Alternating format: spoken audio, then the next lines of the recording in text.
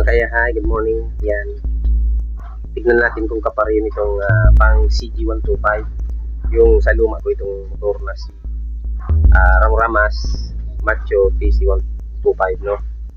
So, tignan natin kung okay pa ito na pwede ipalit doon sa kung kapareho nito yung kay Pugi na si Rosie Macho TC150 natin, no?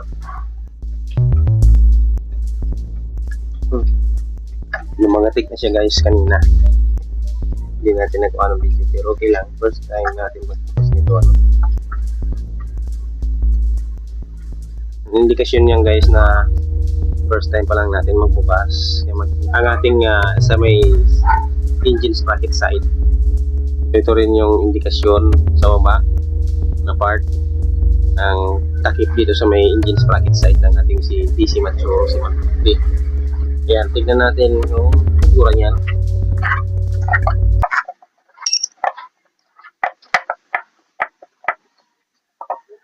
Wow!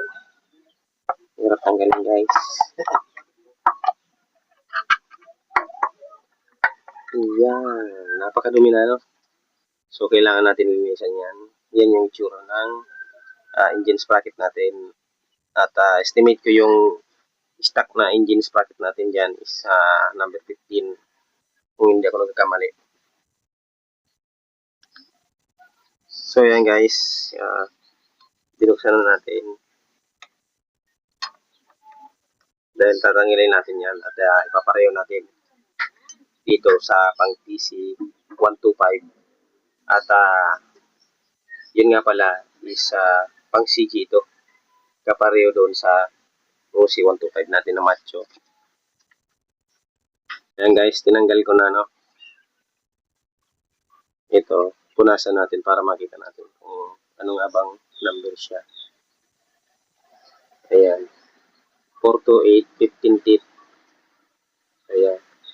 Makikita naman natin yung butas ng engine sprocket na ito is malaki, no. Kapareho talaga siya guys sa pang CG 125 or 150 pwede rin. Kasi meron din na pang CG 150, no. Ayan.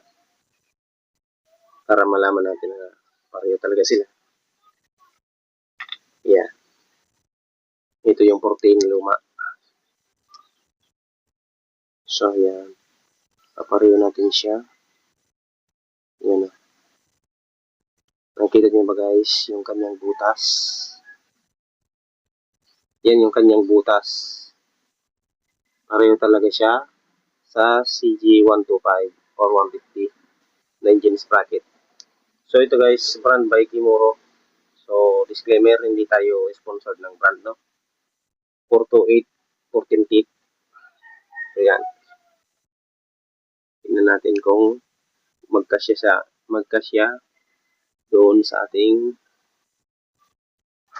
lagayan ng engine sprocket. So walang cut yan guys, no.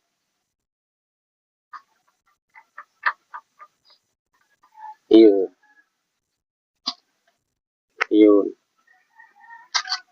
Oh, tama siya guys. Pati yung lock. Yung lock ng ating engine sprocket. Yeah. Yun. Ito naman yung tornilyo. Sa mga, ito nga pala guys na video natin is para sa mga hindi pa nakakaalam, no. Pero kung yung mga professional na mekaniko na kayo, dahil hindi naman ako mekaniko, based on my experience lang, i-skip nyo na lang itong video ko. Ayun. Pati guys, yung tornilyo niya, kasya.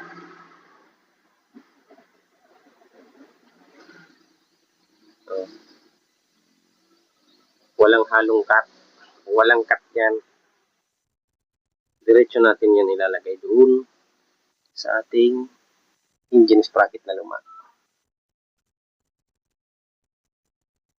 Ayan.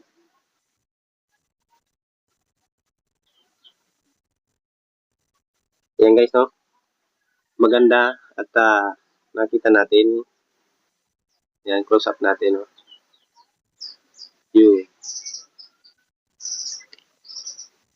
So, ayan siya guys. Maganda naman siya. So, hindi ko naman yan ilalagay. Kailangan natin ng ganito o bago pa, no?